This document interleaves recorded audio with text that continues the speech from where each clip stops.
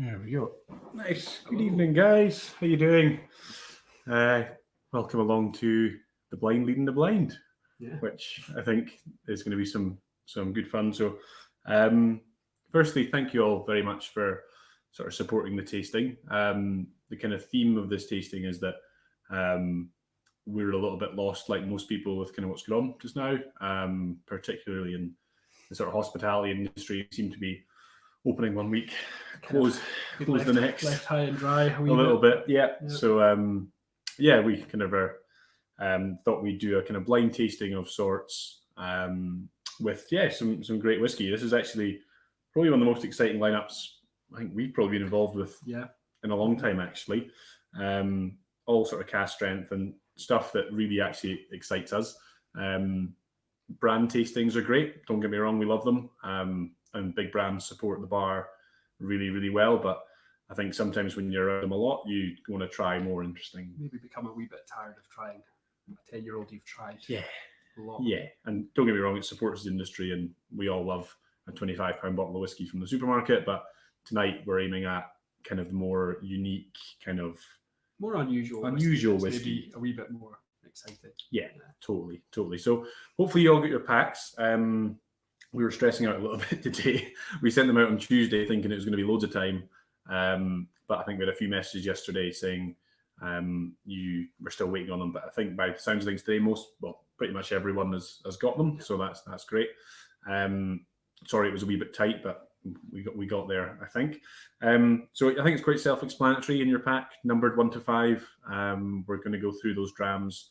And yeah, please, we've got a little stream on the side of our feed here that sees sort of Facebook sort of comments. So if you've got any questions about the drams, we'll try our best to answer them. Or if you just got any things you want us to chat about, that'd be great. One thing I think we miss about the bar on a Saturday is that, there's no one here tonight. Yeah. Normally at this point on a Saturday, we've been open since 12 and the bar's absolutely rammed.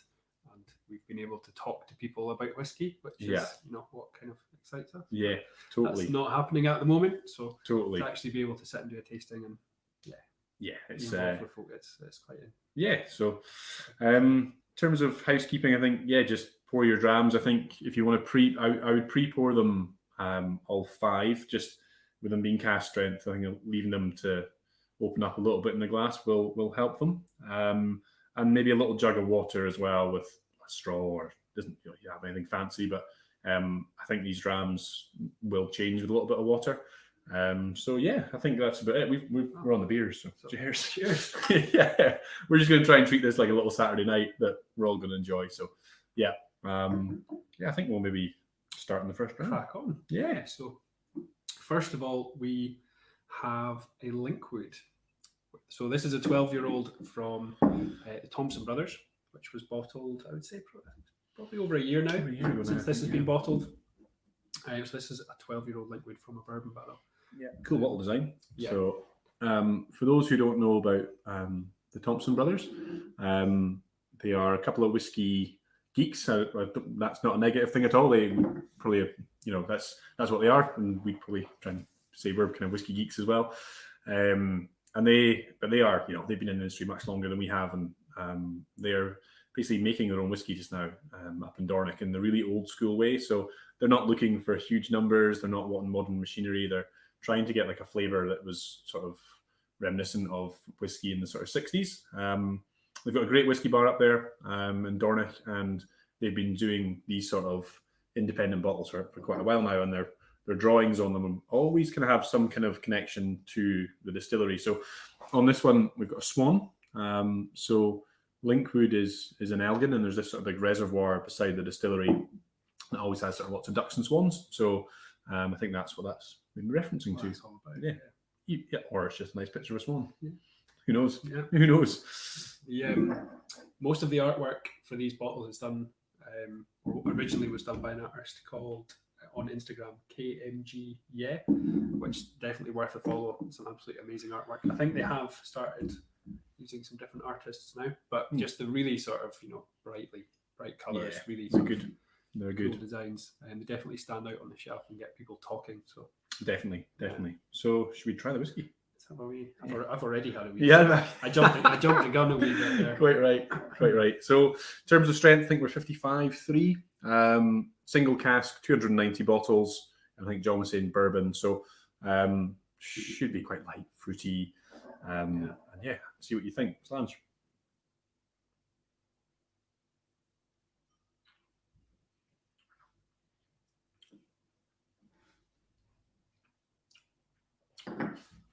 Someone had a great tasting note for this a wee while ago when we were trying it. It was a little bit like if you cut a lemon in half and stuck it into an exposed electrical socket. It's a wee bit like that.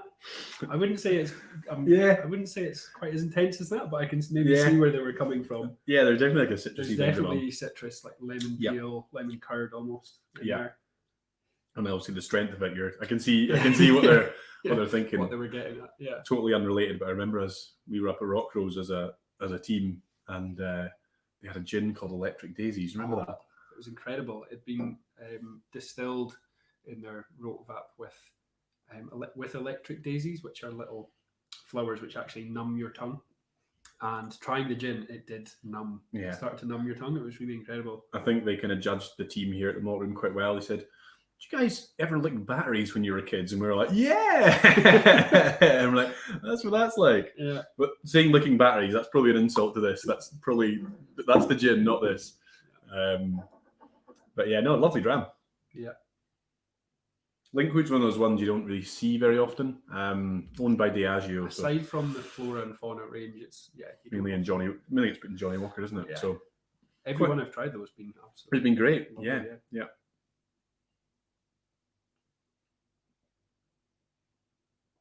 I think that's definitely better with a wee touch of water. Let's give that a go. Yeah. Thank you. You've been up to Dornoch recently, have you? It's actually about a year ago. Yeah. Now, time has just absolutely flown this year. But went up to the festival there, which was absolutely fantastic. Really good festival. Really great day out. You've been there as well. I think I was. Don't really remember leaving Dornoch. Must have been a good day out. Yeah. It's got that point where you're like trying ridiculously nice whiskey and you're just fucking clueless. Yeah. Not a clue. Could be grouse. Yeah. And then I remember very wisely going like, right, I'm going to take a wee break. I'm going to go to the bar and have a pint. So I went and had a pint, and I was like, right, that's the sensible thing to do here. And then I went back in and just started drinking more whiskey. And yeah, it's hard not to when there's such an amazing selection of whiskey in front of you, not to go a bit crazy. I know. And the guys are always so good at like not marking your scorecard as well. You know, they're like, oh yeah, that's thingy this. And that's fine. Just and I'm like, oh God, please mark it so I can go home. You know? What is the KMG? Can you repeat that, please? So yes, so I think Katie Guthrie is the name of the actual artist, but on Instagram it's capital KMG and then the word YEAH. So yeah, absolutely fantastic art. Some of their bottles are, I would probably say, my favourite designs. They're up there, label designs that are out there. They definitely get customers asking about them. Yeah, for sure. And it creates a conversation because then, if someone's not come across an independent bottler before, you can explain that to them. And, it's definitely standout bottles on the shelf. For sure. Super popular now as well. Quite difficult to get a hold of. It's credit to the Phil and Simon, but I quite liked it when they weren't so popular. Just easier. We could get maybe 2 or 3 of the bottles. Now we get 1 or maybe 2. So no, I definitely preferred it. But yeah, fair play. I can see why, and very much looking forward to their whiskey coming out. Cannot wait to actually try. What it's going to be like. So they're playing around with different yeasts, super long fermentation times. I've not actually been to the distillery. It's a wee old fire station, I think, isn't it? I don't know. The problem is getting up there and it's almost a drive. That's the problem. Well, I can't drive, so I'm not driving. I'm not driving. I'm not going into that bar. I'm driving. No, thank you. Yeah, just stay the night. Why not? Share a room, saving the cost, John. Nah. What does everyone think of that dram then? Yeah. Let's see. Water definitely opens it up. Yeah, I agree. Like it's 12 years old and it is like quite fiery. yeah, without water. without. But I think what we'll do is as well, like, don't rush these drams. Like we're in no rush at all. There's some pretty special liquid here, so feel free to try it. You know, add a little bit of water. Do what you like, really. Leave it. Take some time. Go and back we can to it. go back through them.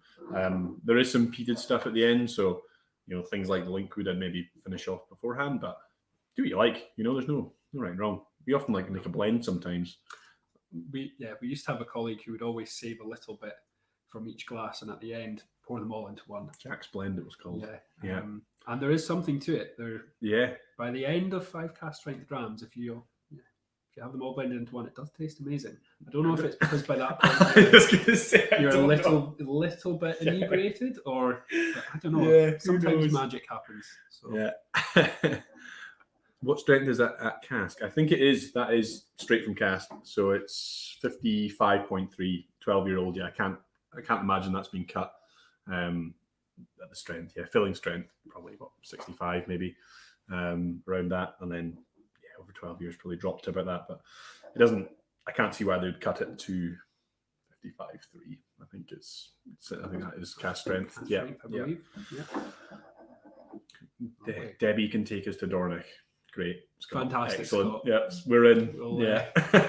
Let's make plans. Let's make a blind leading the blind trip to and I think Debbie drives like a lorry. That means she could probably drive like a minibus. So we could get a blind leading the blind Everyone in the tasting trip to Dornoch. Yeah. Sounds like good fun. Okay, I think move on to dram number 2, maybe. Why not? Yeah. So some of you might notice there's quite a difference in colour between dram 1 and dram 2. So dram 2 is a 14-year-old Glenallachie, and it is from an Oloroso puncheon. And this one's a little bit stronger at 61%. So I think this one definitely needs a wee touch of water.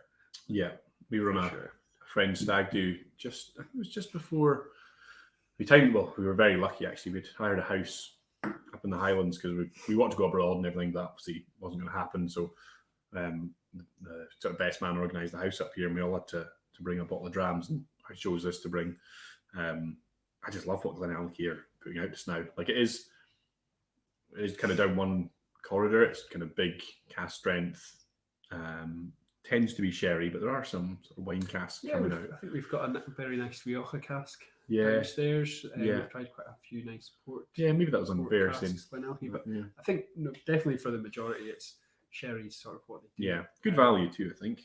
Yeah, so I think this was £100 from Time Drum Whiskey. Yeah. So this one's actually part of a trilogy that Time Drum Whiskey are putting together. So there's going to be 3 of these releases, and I think they'll all sort of have a similar, big sort of sherry flavor profile.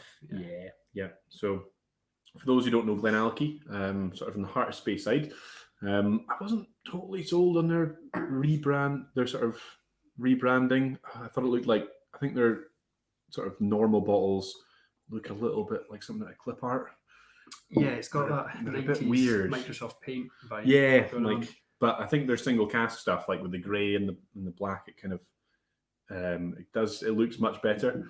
But to be honest, we're talking about labeling, but it's still like secondary. Yeah, it's a liquid what counts. But it's one of those things that colour and labels seem to kind of drive conversation actually quite a lot just now. But yeah, the liquid speaks for itself. So Billy Walker is kind of behind them. So you probably know more about Billy than I do. So sort of famous for Glendronach and really sort of bringing that to the fore of most people. Most people who like sherry cask whiskies, love Glendronach. Yeah, for a very good reason. And Glenallachie's very quickly sort of gaining that reputation as well for reasonably priced sherry cask whiskies. Yeah, and he was at Ben Riach as well, wasn't he? Was that before or after Glendronach? I think that was after Glendronach. After Glendronach, Ben Riach, Glenglassic as well. Glenglassic, Glenallachie. And then those 3 distilleries were sold off to a company called Brown Foreman, who I believe owned Jack Daniels and a few other companies as well. Yeah. But the Billy Walker effect is sort of kind of joked about a little bit, like if you see like a capital letter, so like Benriach has it. Glendronach, Glenglassaugh. you'll see it there on Glenallachie as well. It's Glenallachie. It's his sort of little stamp. Trademark almost. Yeah. But yeah, that's how I tried the whiskey actually. This was my stag do choice, but it was definitely needed water. Yeah, I think I had a few drams of it without water, and I did live to regret that. That's when you had your top off dancing around the table. I don't remember that. No. So tasting notes, we've got raisins, mocha, orange peel, pineapple, heather honey, and nutmeg on the nose. It's just like, Full on. Just kind of overuse that sherry bomb thing, but it is exactly that.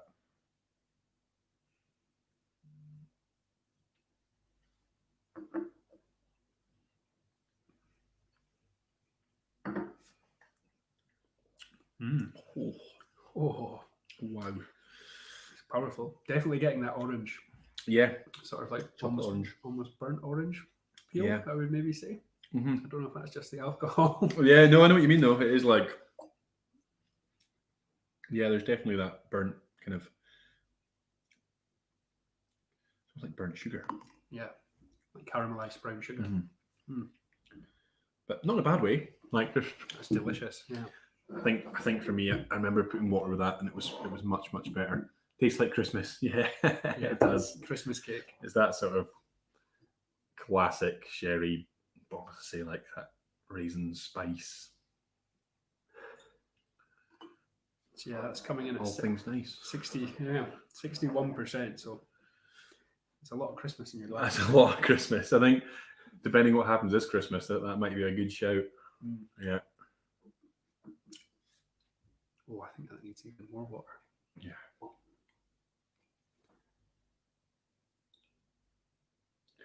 Have you been to Glenallachie? Haven't? No. Have you? I did. I went on like a wee Speyside tour. We did like a whiskey and donuts for Spirit of Speyside, I think it was, maybe 2 years ago now. It was supposed to be one this year, last year. And we did this little bus tour that stopped at loads of distilleries, and Glenallachie was one of them. A cracking day. It's got a lovely little pond out front, and it's good. Bought their handful, which was really nice. But they seem to be doing loads of these. So, like I said, Green Welly are doing one. I think a whiskey shop, maybe. The whiskey shop. The whiskey shop are doing one. Yeah. Seems to be loads of single cask Glenallachie going around. Mm-hmm. If you pop into Woodwinters at the moment, I think they might still have some of their Rioja single cask. And they've also got a whole range of stuff coming out at the moment. I know they've just released 3 different 12-year-olds. You've got like a Virgin Oak, Hungarian Oak, and something else as well. And you've got 11-year-old Moscatel. You've got 10-year-old cask strength, 15, 18. 15's great. Yeah, I think. Yeah.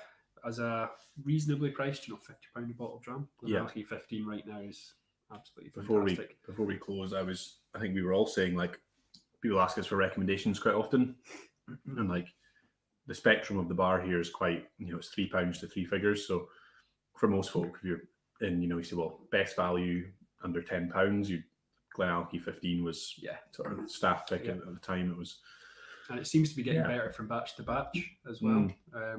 It's consistently getting better. Obviously, it's subjective, but in my opinion, it's going from strength to strength. Yeah, great. It's one of those ones you could sit with a long time with that. I don't think you want to rush that. No way. But I think that would stand up to most things as well. Like, even I think after Pete, I think that would stand up pretty well. Yeah.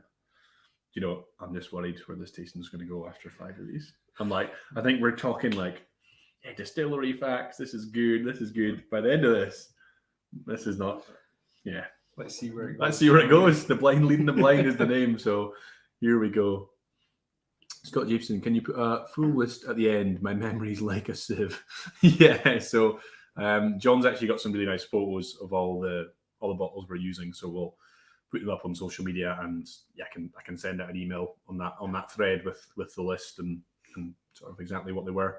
I think the link you'll probably struggle to get now unless you look on auction. Might find it at auction, yeah, maybe an auction. I think this Glenallachie sold out in a matter of days as well. Unfortunately, it's quite a lot of them. I think there's about 600, 699. So Was that 2 casks then put together? No, No, it's a puncheon. Oh, it's a puncheon. That makes sense. Yeah, It's still a lot of bottles, isn't it? it is, isn't it? Yeah. Yeah. Wow. But It's amazing. Like, I don't know, but my understanding of puncheons is they're huge, big casks, and they slowly kind of the flavors, but interact slower almost. I know the Yamazaki puncheon compared to like Yamazaki like 12 and 18, it's just a total different beast. It's like super light and fruity. I'm amazed they've got that. Again, color comes into it, but it's pretty intense for. Does cask size make a difference in colour? It matters in terms of the ratio of wood to liquid ratio. Liquid, so the larger a cask, the less liquid contact for the amount of liquid you've got there. Food for thought, that. I guess it depends on how active the cask is. Yeah. Quality of the wood. Yeah. Okie dokie. So, should we? I think I'm going to set that on the side. I think I'm going to save most of that one for a little bit later. Yeah. So also because it's 61%, I don't want to get too drunk on screen. So save that one. I think you're fighting a lost cause there, John. I think Saturday night. I mean, we're not working tomorrow. I am. Well, you are. Yeah, John's helping out a friend's hotel just now who very kindly offered us kind of some hours and stuff. So you are working tomorrow, but not till 2. Not till 2, so can have a wee bit of fun. Yeah, absolutely. So dram number 3, we are actually going to bring Kate and Mark into this chat. So just before we bring them in, we received a lovely letter a couple of weeks ago from Kate and Mark, who have started a company called What Whiskey, and they're a new independent bottler. We'd kind of been following them for a little while, but we'd actually never met before, and we were actually really touched. They sent us a lovely personal letter to the bar with a bottle of their inaugural release, just saying, I know things are a bit shit right now, so here's a bottle, put it on your bar, and sort of hopefully it helps. So before they come on, thank you very much for doing that. And then we've got quite a lot of questions for them, and please guys, ask them questions as well. They're between them, I think they've got 40 years experience in the industry, so we're delighted to have them on. So without further ado, I will get them in. There we go. Hello. Let's see, can we hear you? Yeah, sorry, I had it on mute. There we go. How are you guys? Good. Really good.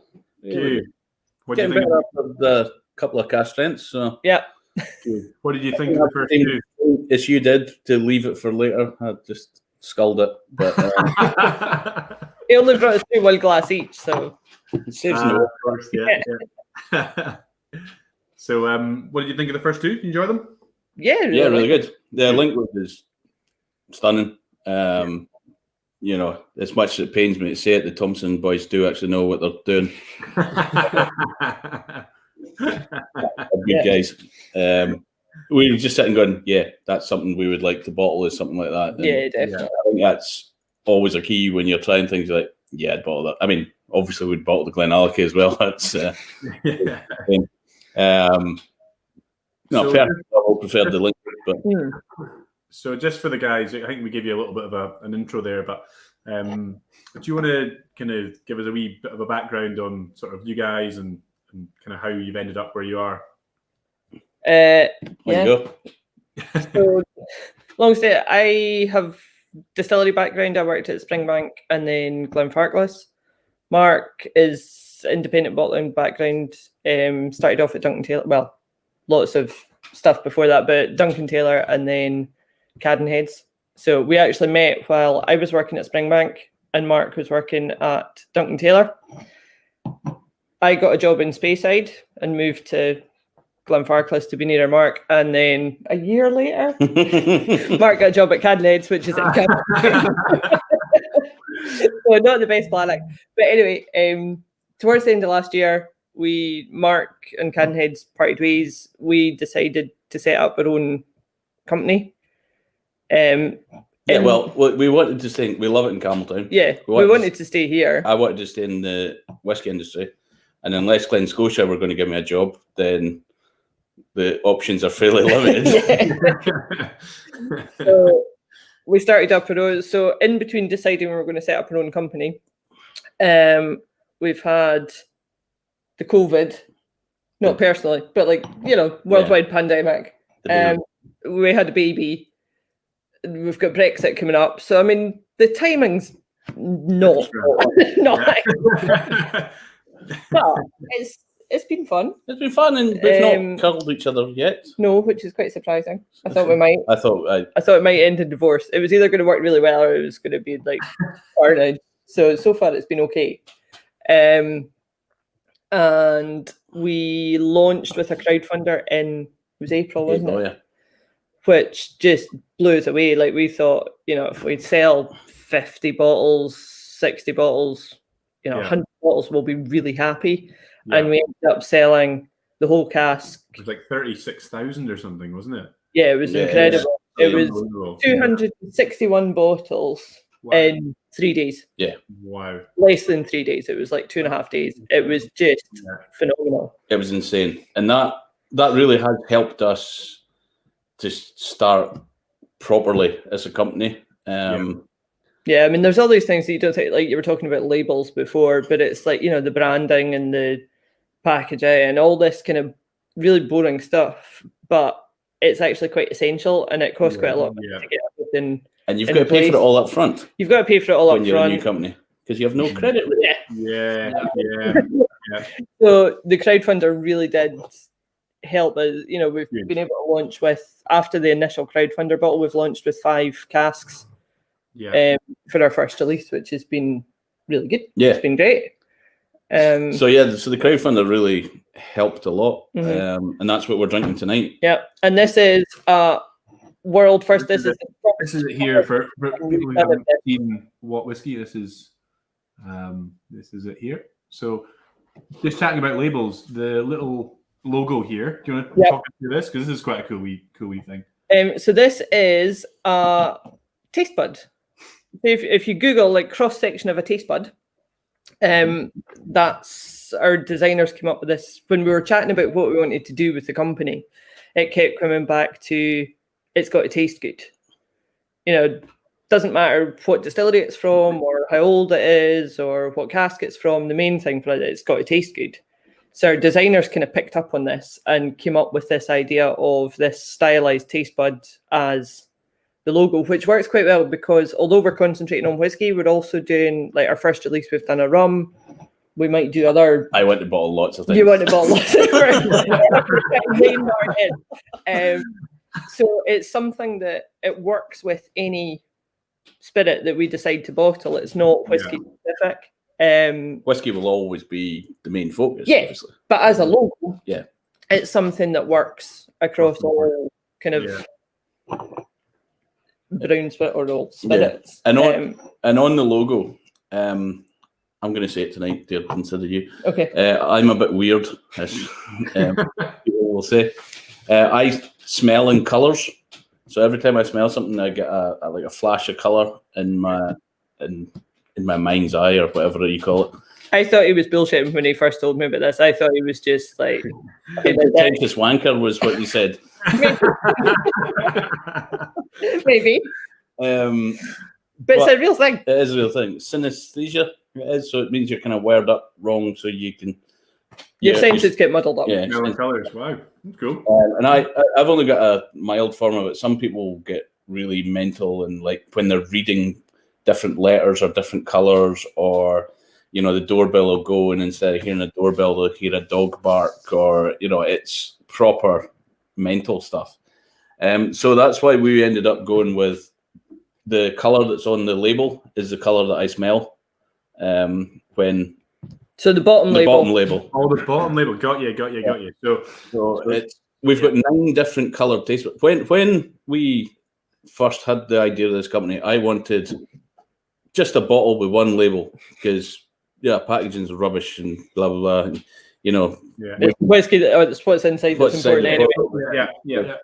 there's only so many hamsters you can bury, so why do you need a box? It's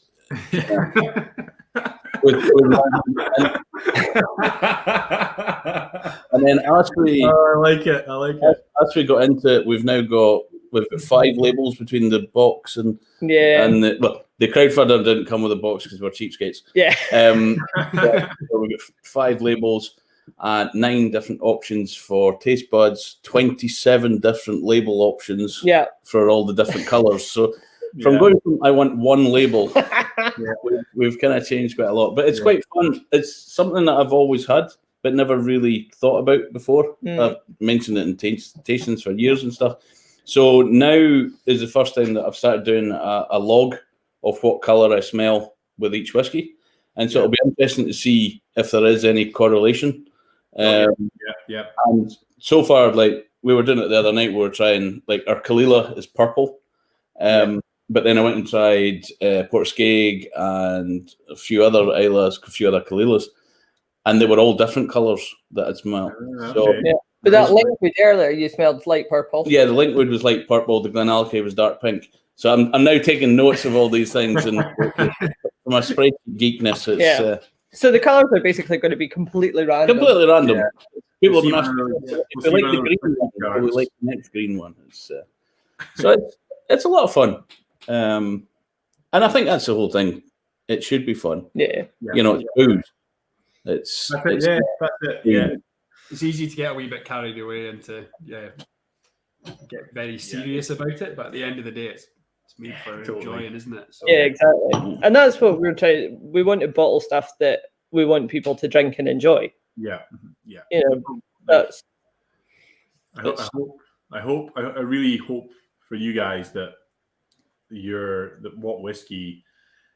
I think for me, the issue you might have is that your experience in the whiskey industry and your knowledge of picking casks, that collectors and investors will clamp on that pretty quickly, and then I just think of like Daftmill. I know they're not an independent bottler. It's like I remember speaking to Francis one time, and he said, "Look, your bottles are going for like 4 figures, your inaugural lease." And he says, "Yeah, I know, it's really annoying." Yeah. And I was like, "It's an interesting take. Like, I don't see that money, and I didn't wait 12 years for people to sit and look at it. Like, I waited that time because I thought that's when it was ready for people to enjoy like my hard work." And like that's why I love independent bottlers for that. So I love your approach. Yeah, I think it's good, and I just hope the market. I'd like to see somebody try to flip a Manic Moore, to be honest. So I love Francis. I remember years and years ago I was working at Rama Whiskies, and his whiskey was maybe about 3 years old, something like that. And I was at the Whiskey Fringe, and Francis came up to me and got a sample out of his pocket and poured me a dram of it. And he was like, "What do you think?" And then before I answered, he went, "Shit in it." Already. Brilliant. To be able to do that with your own distillery. Most people will be like, "Oh, it's amazing, blah, blah, blah." Yeah. It's a bit shit, isn't it? Which is probably why his bottles are going for 4 figures. But now he's waited until it's really good to launch it. Should we actually tell people what we're drinking? Yes, maybe. Sorry, you're right. Yeah, sorry. Yeah. This feels like we're just having a little chat here about. I know.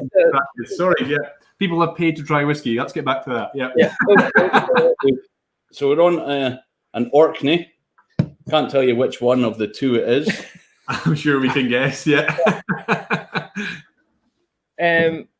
16 years old, and it's sitting. It's 59.1. It is pretty high strength. Yeah. Did we take that down a bit or not? I can't remember. Yeah, we did take it down a wee bit because it was set about 64. Okay. And again, to save money, we took it down. We did think it was a wee bit hefty. We took it down, but again, we're open, and that's one of the things we will always try and be as transparent as possible. Yeah. There's a really interesting thing about this bottle, about the sort of finishing element of it with a brand. Or is it a finish? Or is it finished? Yes. This is quite a good conversation to have with you guys. So I'm interested. Well, this this one was another one, a bit like the Manic Moor that we bottled as well. It'd been 3 months in an ex-brandy butt. So this was 2 hogsheads married together. And like, to be honest, we didn't realise the crowdfunder was going to go so well. We maybe should have just bottled all 600 bottles of it. And sitting on the beach right now. But no, we cut it off. It was supposed to be 250, but the website didn't work properly. Yeah. So we sold a bit extra. And it wasn't something that we were looking for. Like, if I'd seen something that's a short finish, I generally don't go for it. But we didn't know that this had been in a brandy butt at the time that we ordered it. Just like the same with the Manic Moor. We got it sent samples, and it just it. said hogshead. It didn't say that it had been. It didn't say it was 2 hogsheads married together and put in a brandy butt. And then we thought, we like it, really like it. Let's just go for it because we're new and crazy. And we got a bit excited. We're like, yeah, it's twice as much as we were going to buy, but it's fine. It's fine. We'll just buy it. And we were like, yeah. It is delicious. I really like it. Someone's commented saying favourite so far and great chat. So thank you. That's because you have 3 drams in. Yes, that'll be even better. Yeah. But yeah, so like I've always had this thing where I generally don't like finishes, which is a silly thing to say because sometimes they can be really good. But I find them really good when they're integrated. And so for years, I've always said a finish should really be, a 1.5 to 2 years, particularly with like red wine casks. I find like over the years, I've taken some beautiful bourbon casks and put them into like red wine casks. 3 weeks, they're pink, but they're not integrated. Whereas it can take 1.5 to 2 years for it to come together and be, one drink rather than 2 fighting together at times. And so that's why I felt a bit of a hypocrite to be saying, oh, we're doing a finish that's only been 3 months. For me, 3 months isn't a finish. It's not even a start. It's just getting there. So that's why I think I nicked it from gin, the term rested. So it's been rested in a brandy butt for 3 months. So the brandy butt's probably more been a marrying vessel for the 2 casks. Yeah, I quite like everyone goes mental about single casks, and rightly so. But sometimes when you mix a couple of casks together, you get more because you get the nuances of both casks put together. Particularly if you give them a couple of months to marry instead of just chucking them together and bottling them. I think the browning cask is lifted the mouthfeel, but again, that's hearsay because we didn't try it beforehand. So I could stand here and say, oh yes, it's added this and it's added that and blah blah blah, but it would all be lies. Maybe it was better before. Maybe it was better before. What have you done to this? What have you ruined it? Well, that's I was going to say about one of our upcoming ones. Go for it. We've got another whiskey from the same distillery that's actually 5 months in Ruby Port, and we love it, but we're trying to get it out the cask as soon as possible before the port ruins it. Yeah. It's the kind of opposite of it was another one that we tried. We're like, oh, I really like this, but again, I don't normally like port finish stuff. So I like port, but I don't like port finished whiskey normally. So it is when it's like, right, we really like this now, so let's buy it, bottle it. Yeah. So basically, everything we've ever stood for and said we'd never do, we've done. No, we've not chill filtered. We've not added any colour. Yeah, exactly. We never will. No. But at least we've got some principles that we stick to. Yeah. But at the end of the day, we try something, we like it, and the price point is good. Yeah. And that's the main thing. Because, like, I've been lucky. I've worked for, independent bottlers that have had hundreds of years of,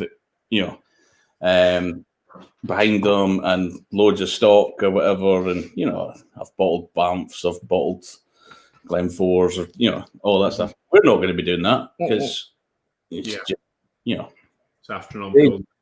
We are lucky because we've got friends in the industry that have helped us out, which is why we get samples when we're buying casks fairly regularly. We've not normally you don't. Normally you don't. Normally, like I was going to be one of my questions to you. Like, so like, we've had a couple of emails recently coming through from various people saying, you know, this is our list of casks. You know, Tell us what you want. Tell us what you want, effectively, and we're like, for us, it's quite a daunting thing to think of, to even think of buying something without sampling it Yeah, first. That's like- just, We're not We're at not that that stage either. like- Everything we've bought, we've had samples of before we've bought it. in previous life, I could easily buy casks Yeah. with other people's money. But I could easily buy casks without trying it because you had time to re-rack or look at it, and you know, and generally speaking, they were good. But we're not in a position to take a punt No. on. I mean, we're quite lucky. Like the Manickmore 2008 that we bought, I knew Manickmore from 2008. There was a lot of good casks on the market at the time that I'd tried sister casks of. So yeah, let's get a sample of that. But we're not at the stage where we could go. You know, I mean, we've been offered casks that I know we could sell easily because the name and the age and the price might be good, and you could just take a punt, but they weren't good. Is that something you think you would ever do? You know, say there was a particular distillery you could get a cask of, you knew you would be able to sell it, but you weren't able to get a sample. Do you think you'd buy a cask and bottle it under what whiskey without knowing it was great? No. We would maybe take a punt on buying blind a bit further down the line, like once we're a bit more established and the cash flows kind of better. No, totally. Yeah. But if it's no good, we're not putting our name on it. No, we wouldn't bottle it. Like if it wasn't good, we would need to re-rack it and sit on it for however long it took, Or flip it. or sell it to someone else. So we were thinking earlier on, we wrote out some. I think we've covered quite a lot of it actually, but let's see what we've got. Can you remember your light bulb moment in whiskey? Like the moment where you thought, this is actually really, really good. Like this is really tasty. Because I think we get a lot of stories in the bar, and I think myself included. Being Scottish, you are supposed to like whiskey. So, like, you know, from a young age at weddings, Christmas, funerals, whatever it is, you get handed whiskey at a young age and you drink it, and it puts you off. And you hear the story of Lafroig so many times of, you know, oh, it tastes like medicine. I was sick all night and stuff. But I think for me, Balvenie 14 was my kind of moment where I was like, 'cause I loved rum at the time, and my mate bought me a bottle at Christmas and said, "Oh, this is, you like your rum? Like, just try this." And that was for me the kind of the gateway dram. For me, it's a strange one because I grew up at Macallan Distillery. I wasn't born there, as you'll find on the internet, but I did grow up there, and so whiskey was always about. And so I don't really remember not having whiskey or whatever. Like, the first time I got drunk was I was 16. I was sat on top of a Macallan warehouse with a bottle of Famous Grouse, which seems a bit odd. You were sitting on top of a really good whiskey. Not there's anything wrong with Famous Grouse before the lawyers kick in. But you know, so and I travel around the world speaking to people, and everyone's got I tried this dram, and that was the moment that made me go, I want to pursue this. Yeah. And like for me, whiskey was always about. It was when I got a job behind the bar at the Craig Hotel. You know, I was 18 years old. The only reason I got the job was because I could reach the top shelf. You know, I got that job and realised there was a world of whiskey out there, but there was not one dram that went, this is my one. Like, I've got loads of mates that'd be like, oh yeah, I was on a trip to Scotland and I tried whatever in the rain and it just made this moment. But I don't have that. No, I don't have one specific whiskey either. Like I started drinking whiskey when I was a student because I made myself so sick with vodka that I couldn't drink vodka anymore. I moved on to whiskey, which in my student days I used to drink with orange juice. I've not retried that recently. And then a blood and sand. Yeah, blood. Yeah, a blood and sand's one thing. But I mean, that's just a student blood and sand. You just and Jack Daniels and stuff like that. And I think it was probably just when I started working at Springbank Mhm. that you realise, oh wow, like this is really good. And then when you're doing festivals and things, I was so lucky because Springbank is such an iconic distillery. Like when I started working there, it was just after the 21-year-old. So there was the 10-year-old, and that was about it. But every festival you went to, people would come up to you and go, oh, you know, have you tried this Springbank? Have you tried that Springbank? So they would be coming to me. Yeah. Letting me try stuff. So again, it was just a kind of... It is a very strange industry. I've found that like through the years, people bringing stuff you've done back to you to taste, or stuff that was done before you were like, oh, have you tried Dumpy Cabin Heads? Please try it. You know, it's I can't. It's like, I'm supposed to be Yeah. giving you. It's like you're in the car sales room and someone brings an old car for you to drive around in. So, oh yeah, here's for that. Yeah. That's a good analogy. I like it. Yeah. So another question we've got. As husband and wife, do you ever disagree over casks? Are your palates similar? We haven't disagreed yet, but bear in mind we're only on release 1. Kate says I have the final say. Yeah, I think you do in whiskey stuff. On cask selection, you've got final say. Yeah, You're a brave man. You're a brave man. I have final say on everything else, but it's final say. But if Kate was to like make a compelling argument for not bottling or not buying something, I would listen to you. I mean, Kate's more of a whiskey geek than she lets on. It's just because you're possibly not as geeky as I am. No, but that's a fairly high level. And your palate is very good. I don't think we disagree on taste-wise. I think sometimes like Mark has more experience of like kind of the independent bottling market. Yeah. So if I try something, I would probably be like, nah, I'm not so keen on that. He's like, well, yeah, but it's a really good distillate and it'll sell well in this market or that market. And you can be more objective, I think, than I can. I think when you look at our first release, we had a whiskey from a non-disclosed Highland distillery. It's so difficult not saying what it is. I know. And I got the sample of it. It was one of the first casks we bought. Although, again, I think we bought 5 casks to begin with. So we've not got that, oh, this was the first cask we bought scenario. We just went, bleh, and went for it. And I really liked it. And you tried it. And you were I wasn't as struck on it. You weren't as struck on No. it. And then I started panicking, going, oh, have I messed up here? I've just spent all the money on this cask that's no good. It wasn't, I didn't dislike it. I just didn't like it. Yeah. If that... I think what possibly was you preferred some of the others. Yes. I preferred all the others in the release. And funnily enough, that is the first one that sold out, and everyone's rating that the highest scores and everything. But like when you tried it, it wasn't it was bad. No, it was at just all. that it wasn't your preference. Yeah. So and that's the thing. You've got to look at things not from just whether you like it or not. It's whether it's a decent dram or whatever. I mean, we'll never bottle anything that we wouldn't drink ourselves. No. Because if it goes wrong, we'll be left with all the bottles. Yeah. That's how we kind of feel right now in the bar. Yeah. So I think we'll go one more question. I think I want to ask you guys. So starting an independent bottler, is any plans for like a whiskey shop? Or Campbelltown has obviously got great whiskey heritage. Would you be tempted to start a distillery in Campbelltown? Distillery, no, we Not don't have that much money. If anyone else wants to start a distillery in Campbelltown, please come. Yeah, like we'll buy casks from them and stuff, but no, we're not tempted to start a distillery at all. Yeah. We're not planning to open a shop either. We have a really good retail partner in Campbelltown that we're working with.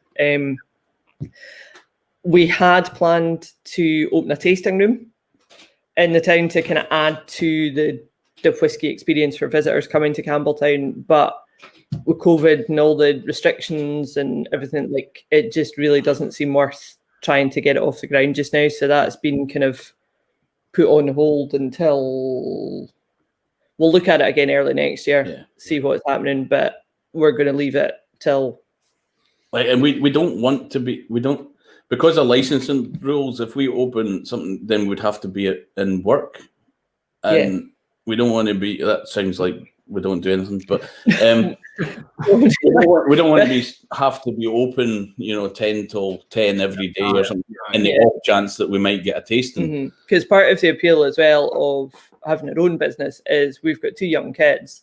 So by having our own business, if we end up working in the evenings and not doing anything during the day, or it's a lot more flexible. And if we open a shop or a tasting room or a bar, you're very kind of stuck to set opening times, which kind of defeats the purpose of that said, we or do, part of why we started. We do want to see people in Campbelltown. Oh yeah, and the theory is we're going to have an open day next year. Yes, because there's the big Campbelltown Malts Festival every May, where all the distilleries do an open day. So the theory is we are going to join in with that and have a walk with you and friends with some other invited guests from basically our friends from the industry who we're going to persuade to come along with some bottles as well. Brilliant. Because we'll only have 10 whiskies by then, and you can't really have a festival with 10 whiskies. So we are hoping to do events and tastings and things in Campbelltown, but obviously at the minute it's all up in the air, like it is for everyone. So that's it. We're sitting in our brand new tasting room. They got finished in February. Yeah. Oh no! All alone. Yeah, just has nobody to serve. Yeah. So no, we're in year 3 now. No, 4 now. 3, 4. We opened in 2017, so year. I guess 4. I guess our 4th year. And for the first, we're quite a small capacities, like 2025. So there was always demand for big group tastings, and we were always very much kind of small. We couldn't really do it because it would mean closing the bar to the rest of the public if you wanted to book that many people. So there's a great space above the bar, which was essentially just used as a staff room and stock room, and we've now turned it into this. And so we piled more money into that. There's no tourists. So it was 90% finished, and then lockdown happened, which was a blessing because it seemed like the worst thing ever. But because we were so far through it, we had no choice but to complete it. Whereas if we were halfway through it, we might have kind of felt that's look after. It's a lovely backdrop for your online tastings. Yeah, I mean it's a bit right. I wish we could dim them. It is a bit like there's alien whiskey behind us or something, but it's good. And the space with the social distancing, we are super small, so we've actually been able to kind of keep our capacity. Like if friends come to the bar and stuff, we can actually. It's private hire only, but if your mates come and there's maybe 2 or 3 of them, you can say we're full, but go upstairs. We've got the tasting room as sort of overspill. Yeah, so that's been quite helpful. When we opened back up, it was great. Then the 10 o'clock thing kind of hit us pretty hard because we're at a late night bar, and then we've just been closed for the foreseeable. But that's what it is, we said we weren't going to say any of the cliches like we're in the same boat or it is what it is. Strange times. The new normal. The new normal. But thank you guys very much for coming on. Thank you. A great insight, I think, into what you guys have been doing. Before you guys go, when do you think the next releases are going to be? Have you got end of November? End of November, hopefully. Not too long then. Just in time. Boom. Purely because Brexit. Yeah. And what's for people who are watching and maybe want to get your bottles, what is the best way or the best sort of online, or have you guys? What's the best way to get them? In the UK, online, the Whisky Exchange, the Whisky Shop Dufton, and Halls of Campbelltown. They're not online, but they're locally, and that's pretty much it, isn't it? Yeah, and then if people want to try it by the dram, there's Arshiel, you guys, Artisan Wisher, all the independent bars of Scotland. Yeah, perfect.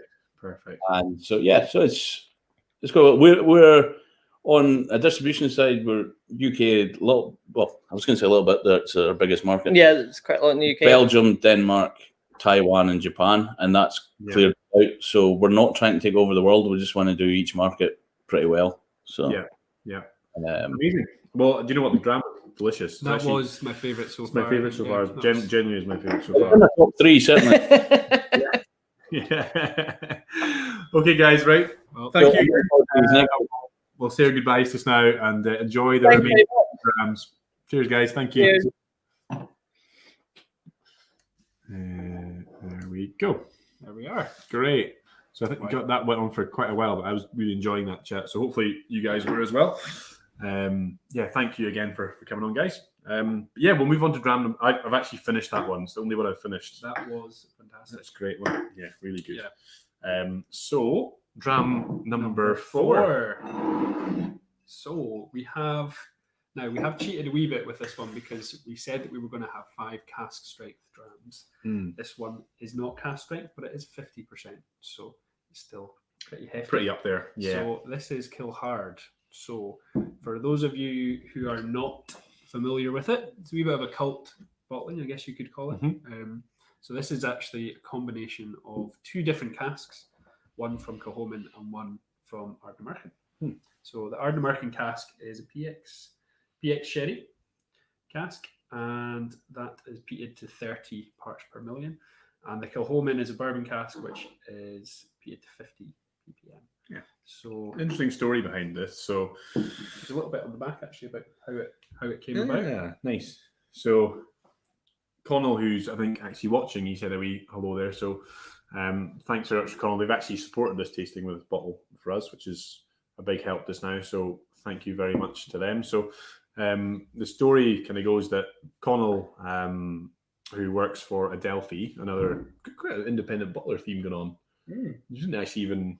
Apart from the Glenallachie, I think all of these so far have been indies. Yeah, all indies. Yeah. So Connell was down at the London Whisky Show last year and was chatting to Anthony Wills, who is the owner of Kilchoman, and they were at a dinner with Alex Bruce, who owns Adelphi and Ardnamurchan as well, isn't it?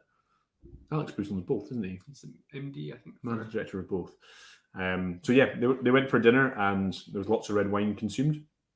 And I think Connell was trying to get a cask of Kilchoman to bottle under Adelphi. I don't think they were too keen on it, but they were keen to work together. So this is where this idea came of, why don't we both put a cask in and blend them together? And both owners' names, Alex Bruce and Anthony Wills, they kind of came up with this kind of funny kind of name, Kill Hard, and it's kind of like together they are Bruce Wills. So yeah, bit of crack. I like it. I think it's good. Like not too serious. Like I love the tagline as well. 2 distilleries, 2 casks. The odds of making a decent whiskey are limited. That's the way we like it. That's the way we like it. Yeah, I mean, but to be fair, it's actually pretty good. It's very tasty. Yeah, fantastic. I think there was a little bit of smoke in dram number 3, but this is probably going to take it up a wee notch. Step it up a wee notch. Yeah. Let's have a taste.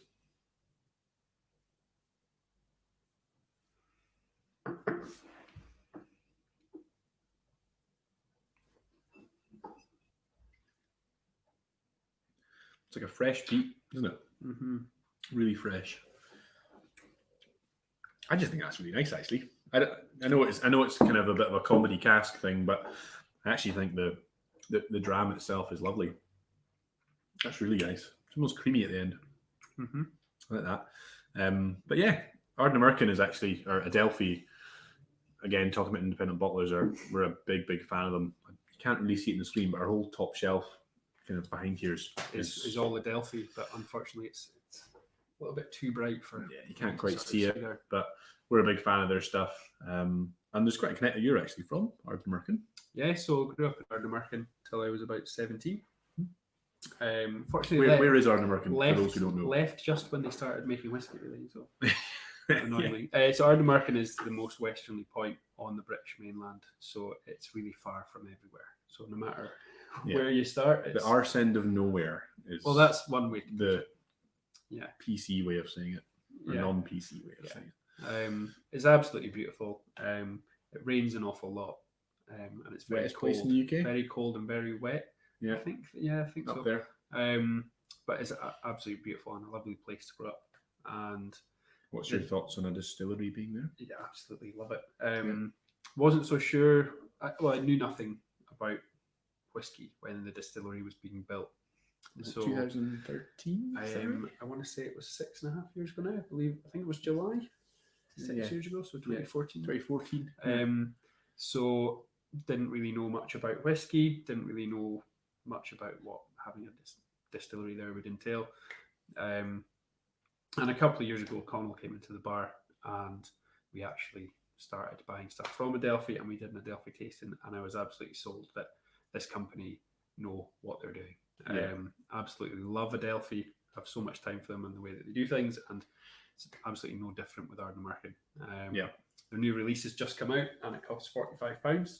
Yeah, because it's really good. It's I like priced for people to drink, not Yeah. to save and put on a shelf or sell for 3 or 4 or 5 times as much. that. Yeah. And I love that because that's what whiskey's about at the Yeah. end of the day. So. Yeah, no, I think like we were chatting about, inaugural releases, and Daft Mill is obviously the one that sticks in my head. But I think for those who know much about Daft Mill, I think their initial release was about 150, 160 maybe quid for a single cask, and now you're looking at 4 figures for a bottle. So Alex and Connell and the team at sort of Adelphi did a tasting pack of some single cask stuff, and then their new release, which is, I think then is it 50% peated and unpeated, or is it 50% sherry, 50% bourbon? Is that right? The new release, I think, is 50% peated, 50% unpeated. I think I want to say 65% bourbon, You're right. 35% sherry. You're right. You're I right. You're think. right. Could be wrong. Yeah, no, you are. That is right. Glad you're here, Joe. Yeah. So, but yeah, really nice, really sort of maritime, almost like there's a bit of like a saline sort of element to their dram, and I think the release was 15,000 bottles. Although it seems much less than that because they're just selling. Very hard to come by because I think everyone's very excited about Ardnamurchan. But it's nice. I mean, we follow a lot of them on social media, and you see a lot of people are opening them and drinking them, which is great. I think the average age is about 6 years old. Youngest. I want to say the youngest in there was 5. I think, but there's some 6 in there. I'm getting close. I'm close, but not right. I could be wrong. Yeah. So between us, we'll get it right. We'll get it roughly right. Yeah. Right on aggregate. Yeah. Spot on, John. Yes, there we go. So anyway, we're just rambling on about Adelphi and Ardnamurchan, but really we should be talking about this. But yeah, it's a lovely dram. And Kilholman as well are another fantastic distillery on Isla. Again, quite small. But yeah, they just together, I think they work. Yeah, absolutely. There's a lovely smokiness there, but it's not overpowering. I think what you said about creamy sort of finish is definitely there. There's a really nice texture to that. You know what? I don't know if it's the 3 drams before, or that doesn't taste like 50% to me. That's like really drinkable. I've added a tiny bit of water to that, and I wish I hadn't. I think that was absolutely fine as it was. So it's written Kilchard, but it's pronounced Killard. No, Killhard. No, this is the Die Hard thing, isn't it? No, I've not seen Matt's Die Hard. never actually seen Die Hard. So I pretend I know what I'm talking about. A classic film. I know. So I actually love on the label. It's actually very subtle, but if you look very closely, you can see there's actually a couple of guns. So that's quite difficult to see. There's a very small pistol there and there. So yeah, if you'd seen Die Hard, you might understand the Bruce Willis thing. And I get the Bruce Willis thing. I get that, but I haven't. Hard. Yeah, I haven't seen it. So we can watch it there. Yeah, I think. Yeah. Sorry, what? Wasn't part of the, seriously, Matt. Yeah, I know, that's what I said to him too, Connell. How can you? I should have prepared better for this tasting by watching Die Hard. Exactly. Should have. All that research on whiskey. No. Wasted. You should have wasted. Yeah. I can only apologise, and I know you've, helped us with a bottle here, and if you want to charge us for it, because I have not seen Die Hard, I fully understand. Disappointing. Disappointing. Quite right, Alex. Yeah, it is disappointing. Yeah. Moving on. No. But is there multiple Die Hards I should watch? Well. I would say number 4, not so great.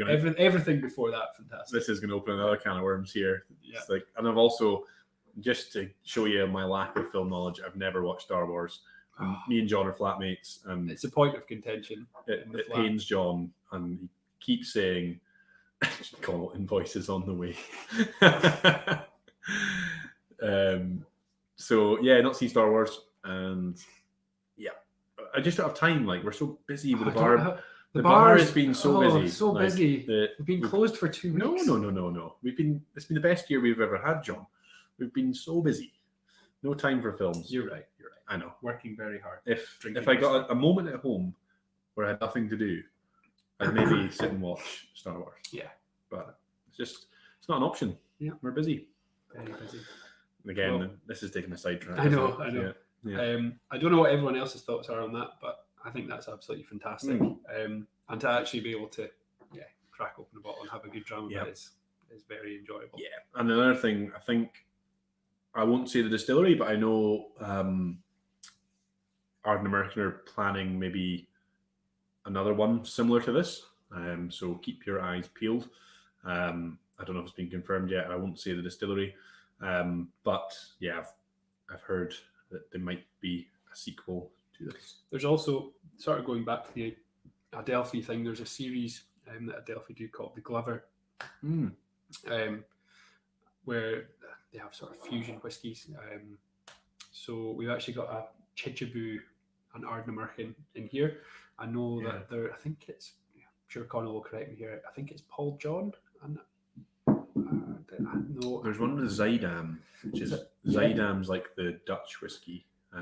So there's one called the Winter Queen, which was Zydam, Mortlach. Zydam, Bowmore, Mortlach, and Teeninnick, I think. Yeah, that's the four.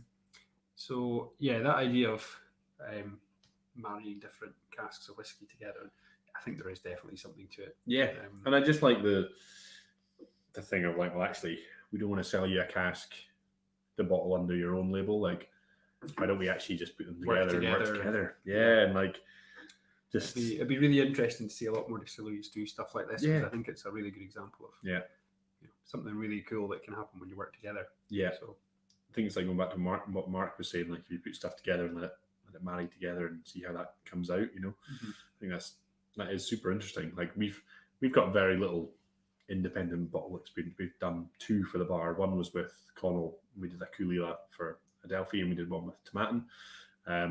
It's something we'd like to do more of. Definitely. And we get asked a lot from you guys for that sort of stuff. But I think what like Mark and Kate kind of touched on, like the outlay for these casks is pretty hefty.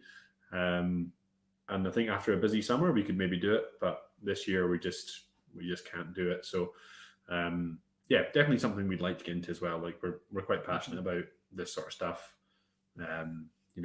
What whiskey you're doing, and it's just good fun. Like being able to we just want the best whiskey possible at a reasonable price. At a reasonable price, yeah, and something that people are going to drink instead of put away in a cupboard. Yeah, like you look at, I always go into like some Macallan and sort of these things, but some of the prices you see of whiskies nowadays, and you think, wow, that is a lot. Like you could buy like a single cask of like this or this for the same price as like some 12-year-old stuff at 40% with loads of colouring in it, and I'm like, and they serve a purpose. Like people get into whiskey that way because drinking that for most folk, if you're not into whiskey, would be quite aggressive, maybe offensive. I don't know. Like your palate adjusts over time to that sort of stuff. So your 40% core range stuff serves a purpose for supporting the industry and jobs to and get more people into whiskey. Then everyone wins. Yeah, but this sort of tasting really excites me, and I get like quite into it because like you can see what people are trying to do. It's just 2 casks of 2 companies working together, bottling it at a reasonable price for people like us to actually open and try and have this conversation. And like, that's great, But yeah, I'm almost finished that as well. Me too. Right. Very drinkable. Well, the 3 and 4 have gone down very well. I guess we're on to dram number 5. Dram number 5. Here we go. I know. I might go back to dram number 1 before dram number 5. Really? You think?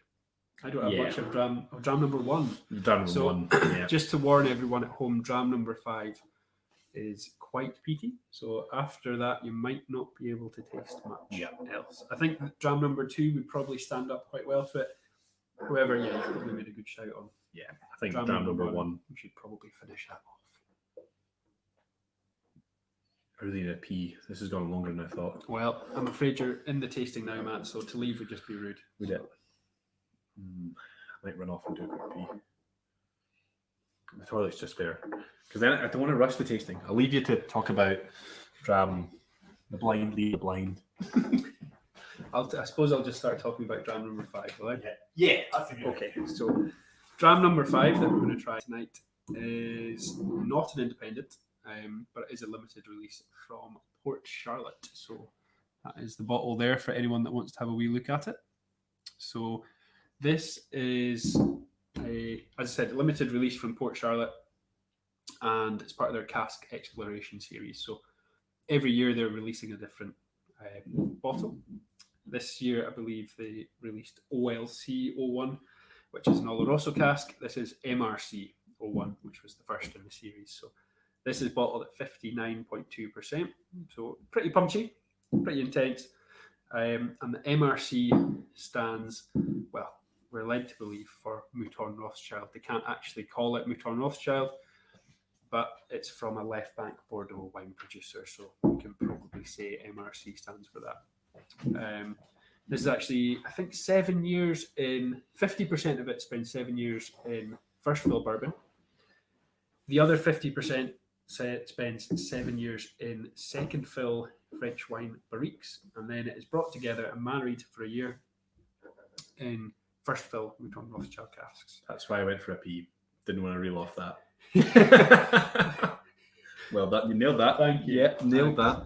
It's actually probably one of my favourite releases from Port Charlotte. So Yeah, it is I think good. it's absolutely fantastic. It's got a nice wee rosy tinge to it, almost pink, like you might say. I know Mark touched earlier on cask having that sort of pinkish tinge from maybe spending not long enough in red wine. But this has been at least a year in a first fill red wine cask. So there's definitely a lot of that fruity sort of. Yeah. I think the official tasting notes were blueberries and raspberries on the nose. Don't know if I get that, but almost like a Black Forest Gateau with raspberries on top, maybe. Yeah, Really bitter yeah. dark chocolate. And yeah, it's pretty. It's Rick the Hoose Juice. This It's is pretty powerful stuff. 59.2%. So I sometimes had me and John are in the bar, and when we're on a night off, when you're like, oh, we've got a code, because sometimes we just start talking to, this is before lockdown, but you just start talking to people about whiskey. When you're behind the bar, we like talking to people. we like about talking to whiskey. people, but sometimes they don't like talking to us. So they're maybe on a date night, and behind the bar, I think we can gauge that quite well. You can gauge if someone wants to talk Yeah. to you about whiskey or not, but When you're if you've had a pissed few pints and you just really want to talk about whiskey, and you see them ordering something, oh, let me tell you all about it. why don't you try this instead? Yeah. It's much better. Yeah. We don't want none of that. Yeah, no. So we've got a code word, which is broccoli. So if John says, if either of us say that, that means please leave the bar and go home. Please stop talking about whiskey. Yeah, please just leave them. I'm doing my job. You've talked You're- to enough people Yeah. about whiskey tonight. I'm serving. I've recommended it. We don't need your second opinion on it. Just go home. And this is, when either of us probably order this, broccoli is shortly said after, I think. It is, yeah. There's a reason we put this last, Yeah.